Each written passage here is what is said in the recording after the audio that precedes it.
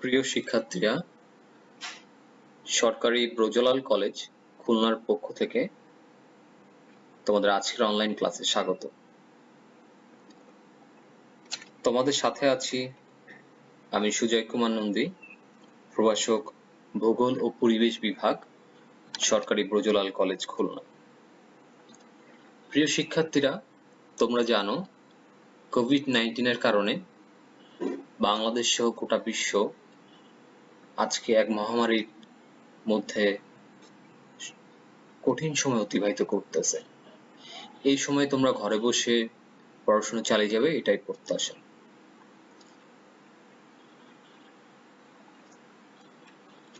তোমাদের আজকে আমি তৃতীয় বর্ষের অর্থনৈতিক ভূগোল পরিচিতির একটা ক্লাস নিব। আমাদের আজকের আলোচ্য বিষয় কৃষির শ্রেণীবিভাগ। তো আলোচনার শুরুতে আমরা সবাই জানি বাংলাদেশ একটা কৃষি প্রধান দেশ এবং বাংলাদেশের কৃষি অনেকাংশে স্বয়ংভোগী বা কিছু ক্ষেত্রে বাণিজ্যিকও নির্ভর হয়ে থাকে। তবে আমরা যে আজকে কৃষির শ্রেণীবিভাগটা আলোচনা করব, এটা গোটা বিশ্বের পরিপ্রেক্ষিতে এবং বিভিন্ন অ্যাঙ্গিকে আমরা সেটা দেখব।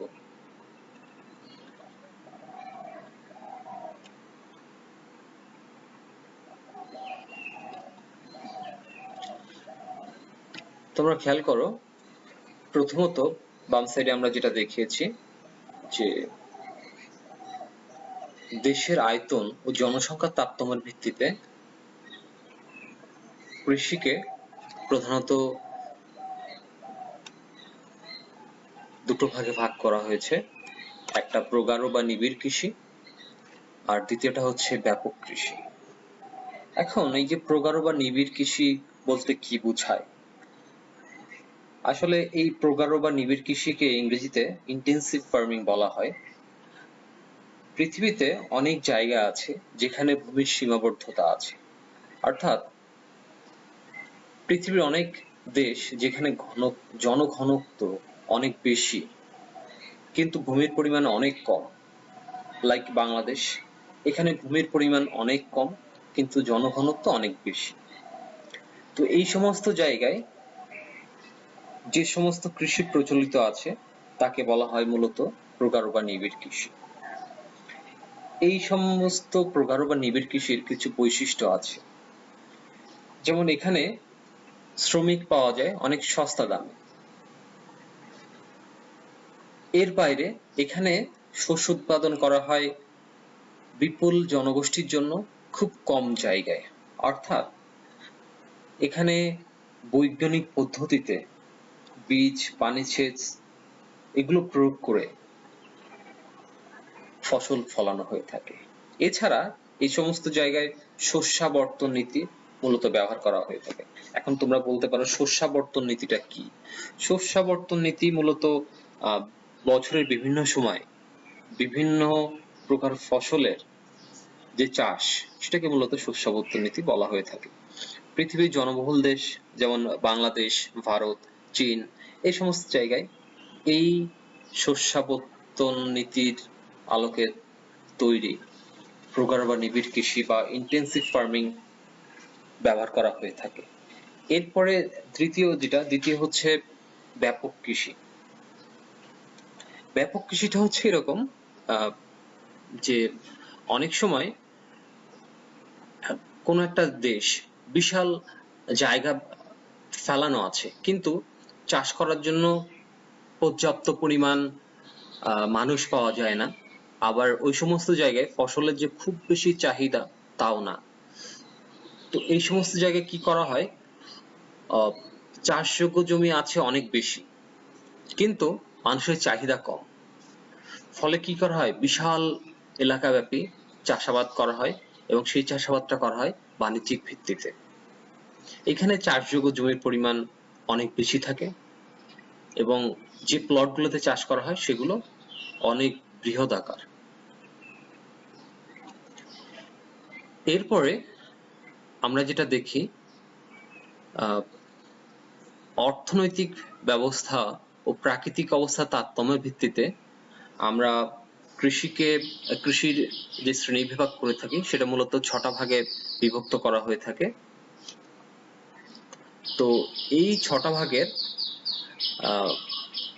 প্রথম যেটা আছে সেটা হচ্ছে বাগান কৃষি। বাগান কৃষির প্রধান বৈশিষ্ট্য হচ্ছে এখানে বিস্তীর্ণ এলাকা ব্যাপী, বাগান কৃষির ইংরেজি হচ্ছে প্লান্টেশন ফার্মিং। হ্যাঁ, এই বাগান কৃষি বিস্তীর্ণ এলাকাব্যাপী চাষ করা হয়ে থাকে। আর এখানে মূলত শ্রমিক, এখানে স্থানীয় কোনো শ্রমিক থাকে না, বা উৎপাদিত পণ্য এখানে মূলত স্থানীয় কোনো কাজে লাগে না। আমি একটু সহজভাবে বুঝাই তাহলে বিষয়টা ক্লিয়ার হয়ে যাবে। আমরা যে পার্বত্য চট্টগ্রাম বা কক্সবাজার এলাকাতে রাবার চাষ করি, বা সিলেট এরিয়ায় যে চা চাষ করি, সেটা কিন্তু এক বাগান কৃষির একটা প্রকৃষ্ট উদাহরণ। এখন কি হচ্ছে, এই বাগান কৃষিটার যে চা বা রাবার উৎপন্ন হচ্ছে সেটা কিন্তু স্থানীয় প্রয়োজন মেটাতে ব্যবহার করা হচ্ছে না, সেটা কি হচ্ছে সরাসরি বাইরে রপ্তানি করা হচ্ছে। অর্থাৎ এখানে উৎপাদিত পণ্যটা রপ্তানি করা হয়ে থাকে মূলত। আবার একটা জিনিস খেয়াল করতে হবে, এখানে যে শ্রমিক যারা কাজ করেন তারাও অন্য জায়গা থেকে এসে কাজ করেন। আচ্ছা, এরপরে যেটা প্রকারভেদ সেটা হচ্ছে স্বয়ংসম্পূর্ণ কৃষি।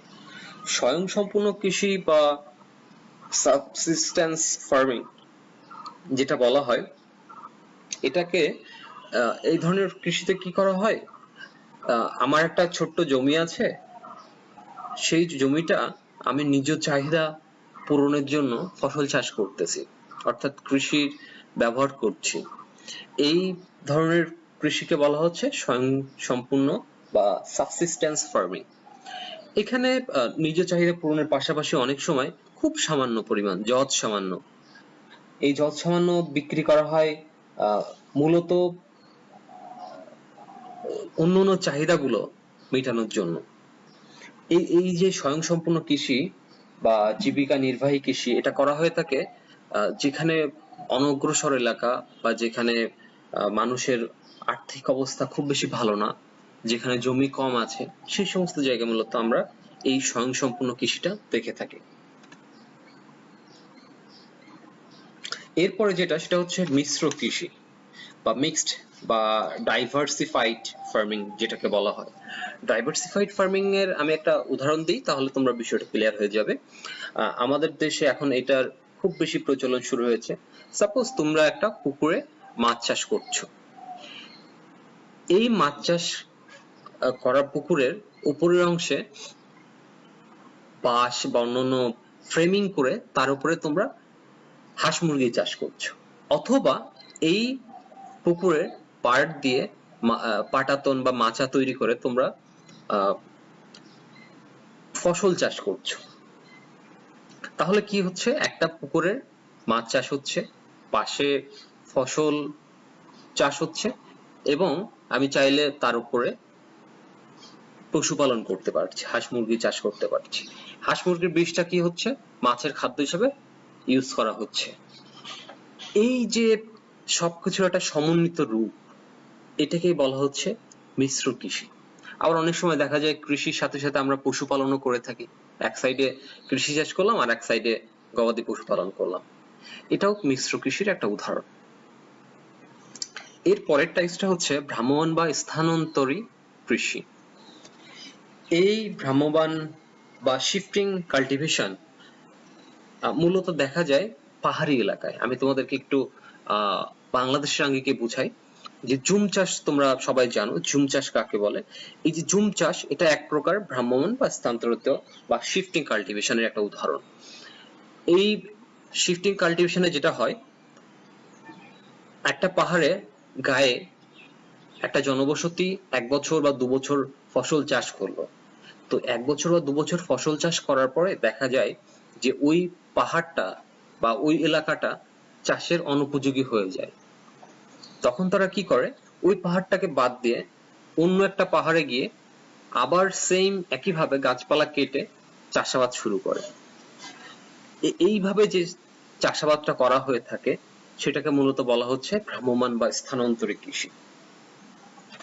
আমাদের পরের টাইপসটা হচ্ছে বাণিজ্যিক কৃষি।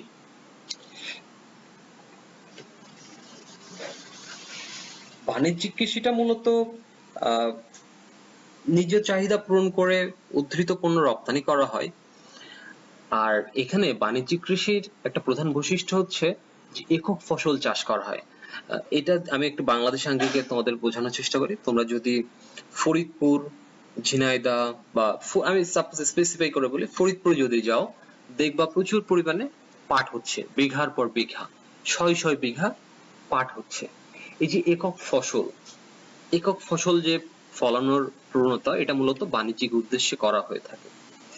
এখানে যে বিষয়গুলো খুব লক্ষণীয় সেটা হচ্ছে এই এলাকার মানুষগুলো এই ধরনের ফসল চাষে অনেক বেশি পারদর্শী এবং এখানে অনেক আধুনিক যন্ত্রপাতি ব্যবহার করা হয়। অর্থাৎ একই ধরনের ফসলের কারণে অনেক পণ্য না উৎপাদন করে একটা পণ্য উৎপাদন করা হয়।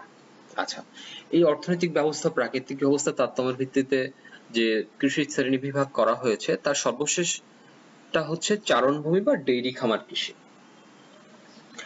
এই চারণভূমি বা ডেইরি খামার কৃষি বাংলাদেশে খুব বেশি দেখা যায় না, স্ক্যাটার্ড ভাবে দুই একটা জায়গায় দেখা গেল।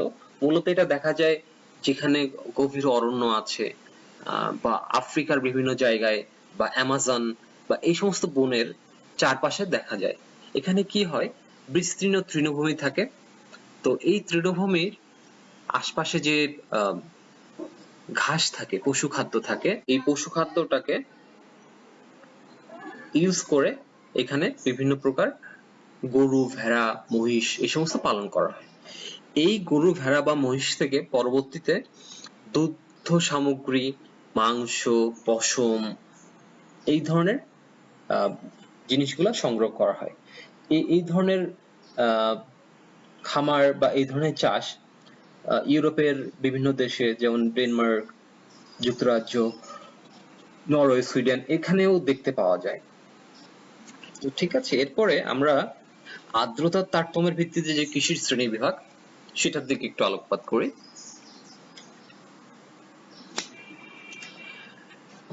আর্দ্র কৃষি, আর্দ্রতার ভিত্তিতে যে কৃষি শ্রেণী বিভাগ করা হয় তার প্রথম ধাপ। এখন আর্দ্র কৃষি হচ্ছে এমন প্রকার কৃষি যেখানে খুব বেশি এবং নিয়মিত বৃষ্টিপাত আছে, সেই সমস্ত এলাকায় এই ধরনের আর্দ্র কৃষি মূলত দেখা যায়। এখন আর্দ্র কৃষি যে এলাকায় থাকে, সাপোজ আমাদের বাংলাদেশ আঙ্গিকে যদি বলি, বাংলাদেশের সিলেট এলাকায় নিয়মিত এবং অধিক বৃষ্টিপাত হয়। এখানে কিন্তু ফসল উৎপাদনের জন্য কোনো অতিরিক্ত পানি সেচের দরকার হয় না। আবার এখানে আমি যে কোনো প্রকার খরার মুখোমুখি হওয়া লাগে না। ফলে কি হচ্ছে, এখানে খরচটা অনেক কম হয়ে যাচ্ছে। উৎপাদন খরচ যেমন কম হয়ে যাচ্ছে তেমন ফলনটা অনেক ভালো হয়। আমরা যদি লক্ষ্য করি দক্ষিণ পূর্ব এশিয়ায় আর নিরক্ষীয় এলাকায় যেখানে সারা বছরই খুব বেশি পরিমাণ বৃষ্টিপাত হয়, সে সমস্ত জায়গায় এই কৃষিটা মূলত দেখা যায়। এর পরের টাইপসটা হচ্ছে শুষ্ক কৃষি। শুষ্ক কৃষির সিস্টেমটা হচ্ছে যেখানে কম বৃষ্টিপাত থাকবে, তারপরে অপ্রতুল সেচ ব্যবস্থা থাকবে। শুষ্ক মানে হচ্ছে সেখানে শুষ্ক থাকবে, অর্থাৎ মরুভূমি প্রবণ এলাকা বা খরা প্রবণ এলাকা এই সমস্ত জায়গায় এই কৃষিটা মূলত ব্যবহার করা হয়। তবে এখানে চাষের পদ্ধতি হচ্ছে জমিকে অনেক গভীরভাবে চাষ করতে হয়। চাষ করার পরে দেন বীজটাকে অনেক গভীরে প্রবেশ করিয়ে একটা উপরে হালকা আর্দ্র লেয়ার তৈরি করা হয়। এভাবে যে কৃষি ব্যবস্থা সেটাকে বলা হচ্ছে শুষ্ক কৃষি। সর্বশেষ আর্দ্রতার ভিত্তিতে যে কৃষি সেটাকে বলা হচ্ছে সেচন কৃষি। অর্থাৎ অনেক জায়গায় দেখা যায় যে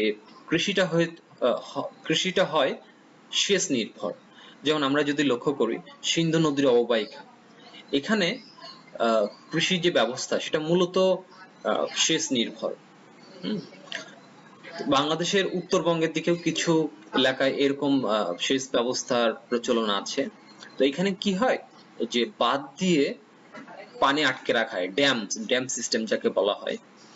এই ড্যাম সিস্টেম ইউজ করার মাধ্যমে পানিটাকে আটকে রেখে সারা বছর ফসল ফলানোর কাজে ব্যবহার করা হয়। আবার অনেক সময় দেখা যায় মাটির অনেক গভীর থেকে পানি তুলে সেটাকেও কৃষির কাজে ব্যবহার করা হয়। তো এই যে সেচ ব্যবস্থা, এর মাধ্যমে যে কৃষি, সেটাকে বলা হচ্ছে সেচন কৃষি। এরপরে ফসল উৎপাদনের ধরনের ভিত্তিতে যে কৃষি, তাকে বলা হচ্ছে কৃষির আরেকটা শ্রেণী বিভাগের ধরন। এইভাবে শ্রেণী বিভাগ করলে আমরা কৃষিকে মূলত তিনটা ভাগে ভাগ করতে পারি: এক ফসলি কৃষি, দো ফসলি কৃষি, বহু ফসলি কৃষি। বিষয়টা খুব সিম্পল। বছরে যদি একবার একটি ফসল তৈরি হয় তাকে আমরা বলবো যে এক ফসলি কৃষি। যদি দুবার ফসল উৎপাদিত হয় তাকে আমরা বলবো দো ফসলি কৃষি। এই দো ফসলি কৃষি মূলত মৌসুম ভিত্তিক। আর যদি একই জমিতে একাধিকবার অধিক ফসল ফলানো হয় তাকে আমরা বলবো বহু ফসলি কৃষি। এখন এক ফসলি কৃষি যেটা বিষয়, সেটা হচ্ছে জলবায়ু প্রতিকূলতা, অনেক সময় স্থান প্রতিকূলতা, এই ধরনের ক্ষেত্রে এই এক ফসলি কৃষি মূলত আমরা দেখে থাকি। আবার অনেক সময় যেমন চা বাগান, রাবার বাগান, এটাও এক ফসলি কৃষি। কারণ আপনি চা বাগানে চা লাগিয়ে দেওয়া হলো, সেটা কিন্তু 12 মাসই চা চারা থাকবে। রাবার গাছ সারা বছরই কিন্তু রাবার থাকবে, ওখানে অন্য কোনো গাছ লাগানোর সুযোগ নেই। তবে বাংলাদেশে যেটা দেখা যায় দো ফসলি চাষ বা দো ফসলি কৃষি, শীতকালে একরকম ফসল হলো, আবার গরমের সময় আর এক রকম ফসল হলো।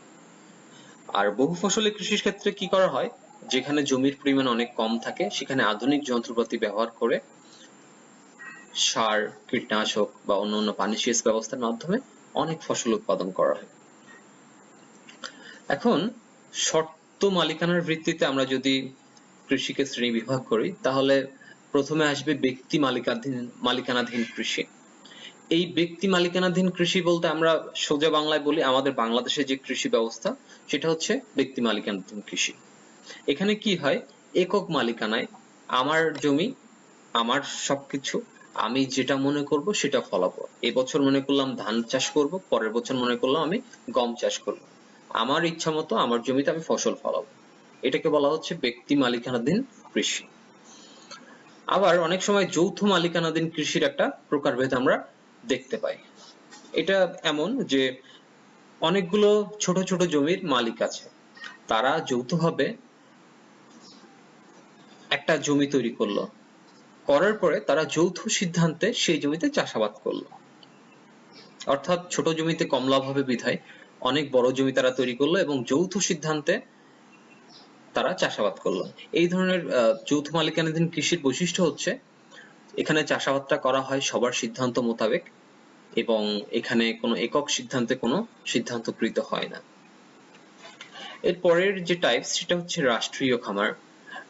এই রাষ্ট্রীয় খামারের বিষয়টা এমন যে এই জমিগুলো মূলত হয় সরকারি জমি, অনেক সময় সরকার লিজও নিয়ে থাকে, তো মূলত দেখা যায় এগুলো সরকারি জমি। এখানে সরকার তার নিজস্ব ব্যবস্থাপনায় খামার পরিচালনা করে বা চাষাবাদ করে, এটাকে বলা হয় মূলত রাষ্ট্রীয় খামার। আর সর্বশেষ যেটা, সেটা হচ্ছে উদ্যান কৃষি। আমরা দেখি আমরা প্রায় আমাদের আঙিনায় ফুল চাষ করি বা ছোট ছোট প্লটে শাকসবজি চাষ করি বা ফল চাষ করছি। এই যে আঙিনা ভিত্তিক ফল ফুল শাকসবজি চাষ, এটাকে বলা হচ্ছে উদ্যান কৃষি। বাংলাদেশে এখন প্রায় বাড়িতে এই ধরনের উদ্যান কৃষি দেখা যায়। তো এই স্বত্ব মালিকানার যে কৃষি ব্যবস্থা তাকে বলা হচ্ছে উদ্যান কৃষি। তো ধন্যবাদ তোমাদের আজকের ক্লাসে। আমাদের আজকের ক্লাস এখানেই, অনলাইন ক্লাস আজকে এখানেই সমাপ্তি ঘোষণা করছি।